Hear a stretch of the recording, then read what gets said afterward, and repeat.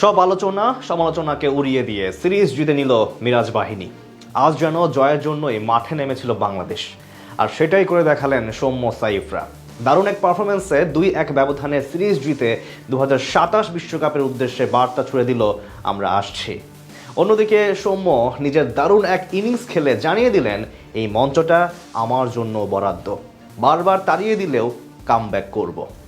টাইগারদের এই জয় শুধু জয়ই নয়, এটি আত্মবিশ্বাস ফিরে পাওয়ার মোমেন্টাম। দলের ঐক্য, নতুনদের উৎসাহ আর সিনিয়রদের অভিজ্ঞতা মিলিয়ে তৈরি হলো এক নতুন বাংলাদেশ, যারা লড়তে জানে, জিততে জানে, পড়ে গেলে আবারও উঠে দাঁড়াতে জানে, আর স্বপ্ন দেখে একদিন বিশ্ব জয়ের। এভাবেও ফিরে আসা যায়। অবশেষে সিরিজ জিতে মিরাজের শান্তি। দর্শক হয়তো কিছুটা অসন্তুষ্ট মিরাজের প্রতি, তবে আজকের ম্যাচের জয়ের নায়ক কে বলুন তো? এদিকে ওয়ানডে সিরিজ তো জেতা হলো বাংলাদেশের।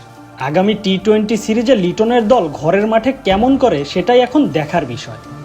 আজও টস জিতে আগে ব্যাটিং করার সিদ্ধান্ত নেন মিরাজ। শুরু থেকেই বাংলাদেশি ব্যাটসম্যানরা আক্রমণাত্মক মনোভাব দেখান। আকিল হোসেনের প্রথম ওভারে 2টি চারের সাহায্যে ভালো সূচনা করেন সাইফ হাসান। এরপর সৌম্য সরকারও আক্রমণাত্মক ব্যাটিংয়ে মেতে ওঠেন। উদ্বোধনী জুটিতে মাত্র 46 বলে আসে 50 রান, যা প্রমাণ করে টাইগারদের আগ্রাসী মানসিকতা। ওয়েস্ট ইন্ডিজের স্পিনাররা আক্রমণাত্মক শুরু করলেও কার্যকরী হতে পারেননি। 10ম ওভারে ক্যারিবীয় অধিনায়ক শাই হোপ পেসার জাস্টিন গ্রিভসকে দেন বল, কিন্তু তিনি সুবিধা করতে পারেননি। সৌম্য সরকার 48 বলে ব্যক্তিগত 50 রানের মাইল ফলক স্পর্শ করেন। ওয়ানডেতে এটি তার 14তম 50 এবং ওয়েস্ট ইন্ডিজের বিপক্ষে ষষ্ঠ।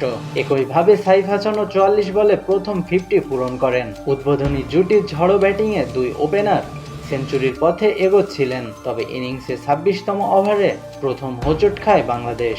রোস্টন চেসকে ছক্কা মারতে গিয়ে সাইফ 72 বলে 80 রান করে লং অনে জাস্টিন গ্রিভসের হাতে ধরা পড়েন। সেঞ্চুরির দ্বার প্রান্তে থাকা সৌম্য সরকার 46 বলে 91 রান করে আউট হন। 2 ওপেনার বিদায়ের পর রানের গতি অনেকটাই কমে যায়। তাওহিদ হৃদয় 44 বলে 28 রান করে আউট হন, আর নাজমুল হোসেন শান্ত 55 বলে 44 করেন।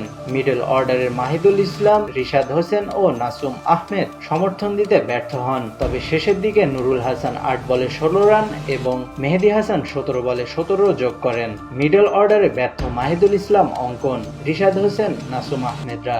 আগের 2 ম্যাচে দারুণ ব্যাটিং করা রিশাদকে প্রমোশন দিয়ে নামানো হয় 6, তবে এবার 6 বলে করেছেন মাত্র 3 রান। শেষের দিকে ভালো ফিনিশিং দিয়েছেন নুরুল হাসান, 8 বলে অপরাজিত 16 রান করেছেন তিনি।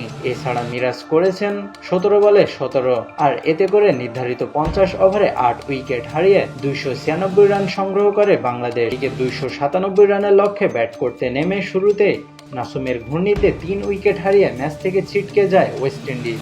এরপরেই একে একে যাওয়া আসার মিছিলে 100 রানের ভিতরেই 7 উইকেট হারিয়ে আর ঘুরে দাঁড়াতে পারেনি ওয়েস্ট ইন্ডিজ। রিশাদ, তানভীর, নাসুমদের বোলিংয়ের কাছে অসহায় আত্মসমর্পণ করে সিরিজ হারল ক্যারিবিয়ানরা। আর এই সিরিজে সিরিজ সেরা হলো রিশাদ হোসেন। এখন দেখার বিষয় পরের টি-20